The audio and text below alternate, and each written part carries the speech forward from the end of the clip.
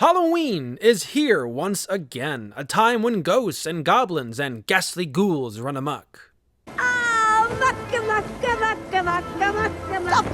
A time when teens play tricks on those crotchety old neighbors of theirs, while the little ones go door to door, pleading so desperately for candy.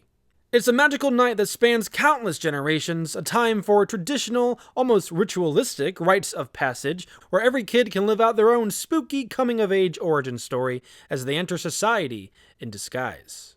And what better show is there to watch on such a night than the wholesome Bob's Burgers and its relatable family of the Belchers?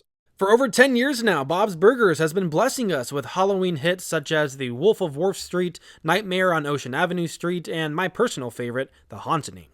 However, the question remains, is their first Halloween still their best? Well, today we'll be diving into the wonders of full bars and what makes it so great, what makes it stand out amongst the rest, and by the end, my hope is that you can answer that question for yourself. But do be warned, we are entering into the Night of the Dead, a night full of shocking surprises. So put on your mask, sit down, and grab a snack, cause it's also the night of candy.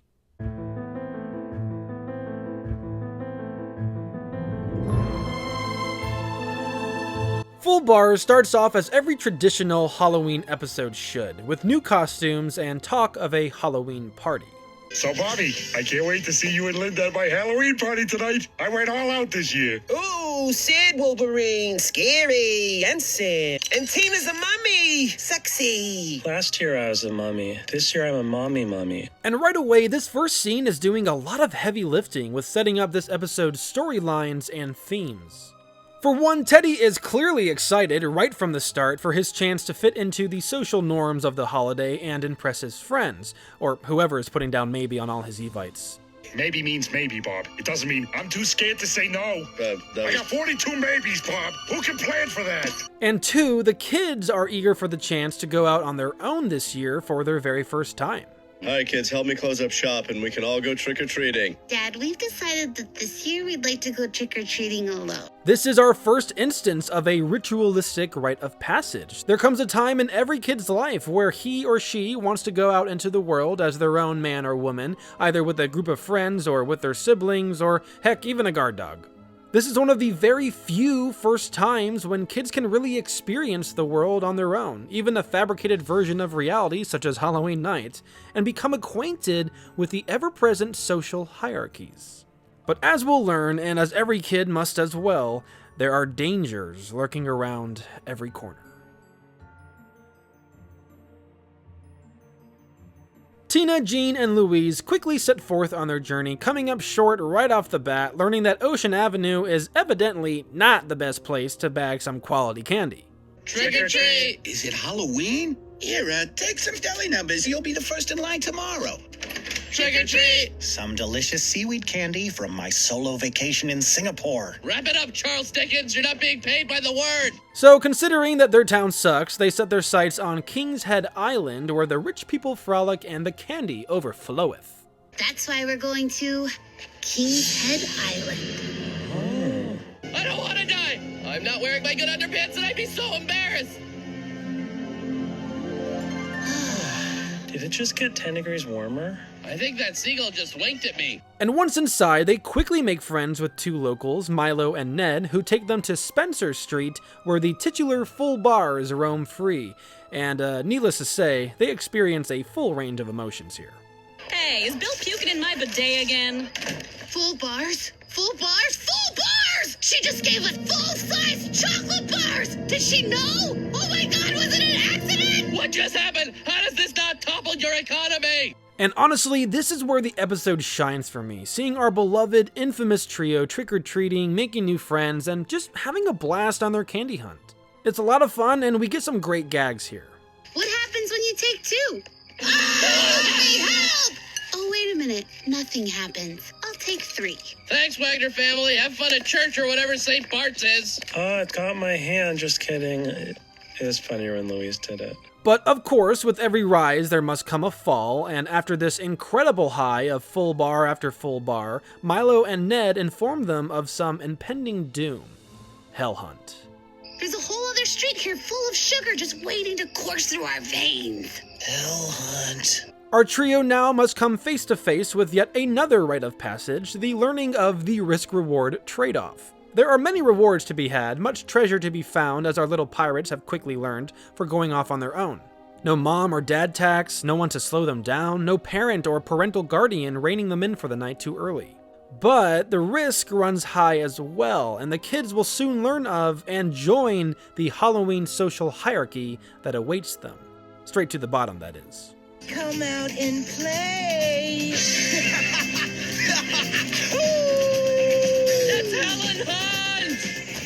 And so Milo and Ned quickly get captured during the rite of passage that is Hell Hunt, but our trio is able to escape and hide, and even more importantly, they're able to witness another flurry of this social hierarchy via an evidentiary exchange between Bryce, a sophomore, and Amanda, a senior, where it is quite clear that Amanda has Bryce in the palm of her hand.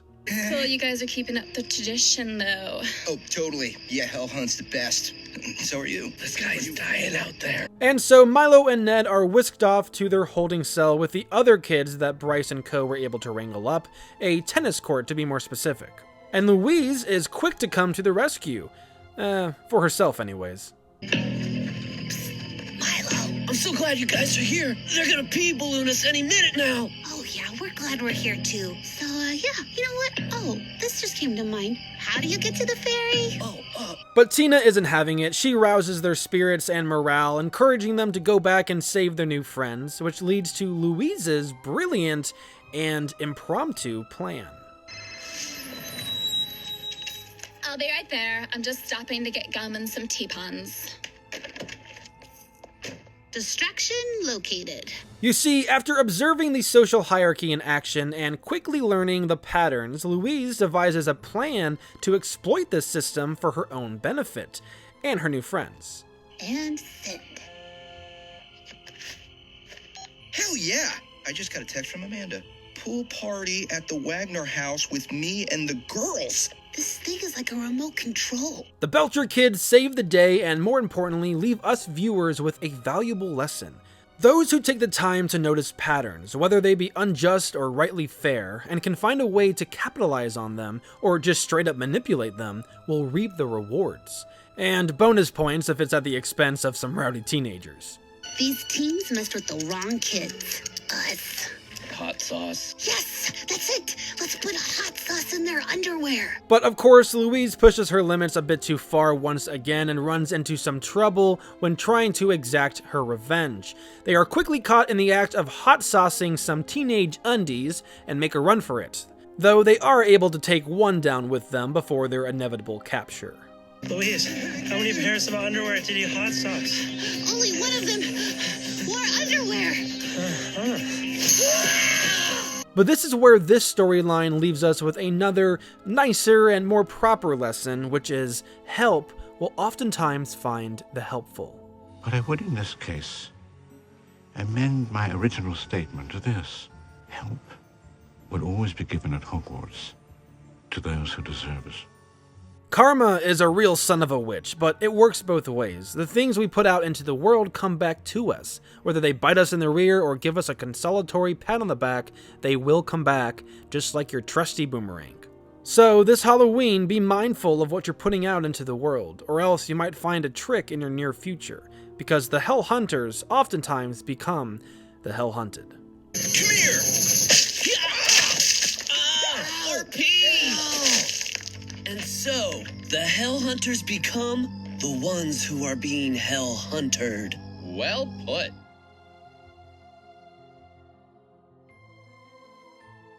And so, speaking of be careful about what you put out into the world, let's shift our eyes to Teddy and his wonderful, absolutely nothing can go wrong, Halloween costume party. Can you see where this is going? Yeah, I bet you can. While the kids are learning just how poor their town is at giving out candy, Bob and Linda learn just how poor Teddy's party throwing skills are, which, to be honest, aren't that bad, unless you're not in costume, that is. Hey, you're not wearing a costume, Bob. I just didn't think I needed to wear a costume. It's not a kid's party. Hey, everybody, we got a party violation over here. What are you doing? Bob is not wearing a costume. We got some sort of Chewbacca. No. The sun. No. Some of Frankenstein. That's not a thing. And, I think we got a winner here. No. And now that the whole gang is properly attired, the murder mystery party can begin. Ah! Oh my god! Somebody stepped on Frances! Oh my god! She's not breathing! While the Belcher kids are experiencing a full range of emotions after getting full-sized candy bars, Teddy is experiencing the full range of stages of grief after a tragic accident turns his Halloween party into a hostile murder mystery party. And Teddy is a fine example of the 5 stages of grief here, as he shifts from one stage to the next throughout his storyline, although he sort of goes out of order and lingers on anger for majority of this episode. But right here, at discovering his dead pet guinea pig, Francis, he displays the common first stage, denial. Although, in all fairness, he's been in denial from the start that this would be a kick-ass party. Somebody do something! Mike, do something! What do you want me to do? I'm a mailman. Ah! Mike's a mailman! Oh god! He pleads for people to help, not fully accepting that the deed is already done. Francis is dead, and it's time to say his goodbyes and move on. Now, of course, it's a hard thing to lose someone we love. It's hard to move on, and it's completely natural to grieve and go through these 5 stages. We all handle things differently, and if you're going through something similar now, I personally just want you to know that you are not alone and things will get better. But I sure as heck hope that you don't act like Teddy here, shifting the blame to all your friends, the very people you're trying to impress with your Halloween party. Teddy, I really don't think anyone at your party purposely killed Francis. Every man is capable of murder if he's pushed far enough. Even you, Bob. You've been stewing in the corner all night. He doesn't let anyone leave. They're now all on lockdown, all on timeout because there's been a murder, and he's going to figure out who committed the crime. And lucky for him, Sherlock shows up just in time. No one leaves until I find him or her. Sorry I'm late. Whoa, who died? Now, Bob is a good friend, and he calls out Teddy here, telling him that he's kind of ruining his own party, a big theme for this storyline as Teddy is just seeking acceptance with his fellow peers. He's trying to climb up that ladder of his social hierarchy, if you will. But of course, Bob hasn't yet figured out that he's the one who killed Francis, and in the dumbest, most ironic way possible. Oh, God. That's right, Teddy is casting blame on everyone but himself when he played a large part in this tragic accident. He actually had much more to do with it than we first realized, which we learn in this storyline's final moments during Francis's burial and eulogies. Probably shouldn't have painted her black and orange, man. Yeah, she got real dizzy. She kept trying to eat her paw. But why, Teddy, would you do that? It's pretty stupid. This whole time, Teddy was using his own grief to guilt his friends and blame them for this tragedy.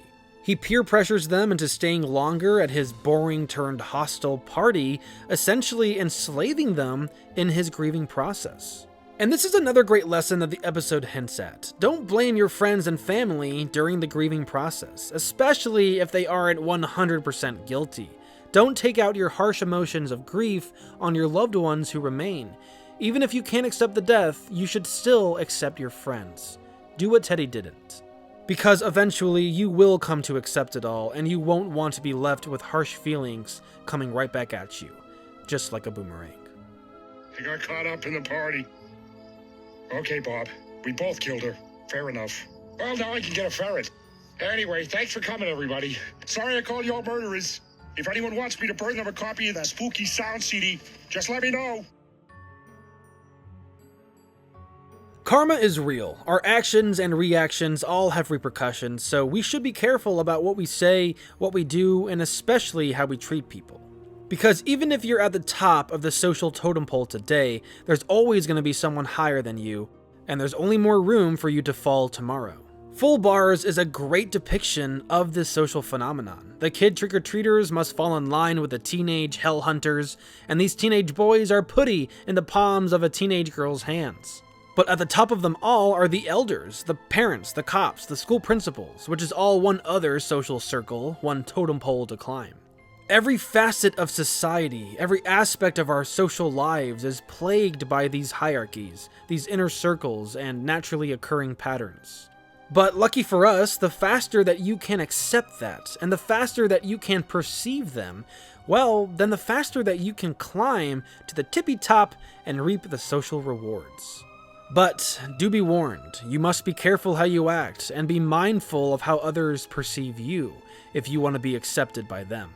Because we all know just how quickly the tables can turn, how quickly the hell hunters can become the ones who are hell huntered. I hope you all enjoyed this video, and if you did like it, you should definitely check out my Halloween video on The Middle. It's actually quite shocking just how similar these shows are, and especially how similar Bob Belcher and Mike Heck are as the dad characters. They both find it silly getting dressed up and going to Halloween parties. They're relatable for a lot of people, but they also have these huge hearts, and it's just so endearing to watch them. Honestly, I've always said that The Middle is basically live-action Bob's Burgers, so if you're a fan of the Belchers and half-hour sitcoms, you should definitely give The Middle a chance. It's 9 seasons of binge-worthy, relatable laughs and wholesome stories, but anyways, I digress. I've got a whole bunch of other Bob's Burgers videos as well, including a recent deep dive into the Bob's Burgers movie, so if you like discovering these hidden nuggets dispersed throughout Belcher's stories, you should definitely check that one out, as I think I found some very meaningful takeaways. Or if you're just a fan of Halloween or horror in general, I've got a ton of other videos for you as well, including rankings of some of our favorite franchises like Scream and Halloween, top 5 lists, comedy sketches, book reviews, and more video essays. You can click the playlist at the top to check those out now if you are so inclined. I would greatly appreciate it. That's the easiest and best way to support this channel. The YouTube algorithm gods just love that sort of stuff. But anyways, that's it from me. Thank you all so much for tuning in and sticking around. I wish you all a very happy and horror-filled Halloween. I will see you all next time.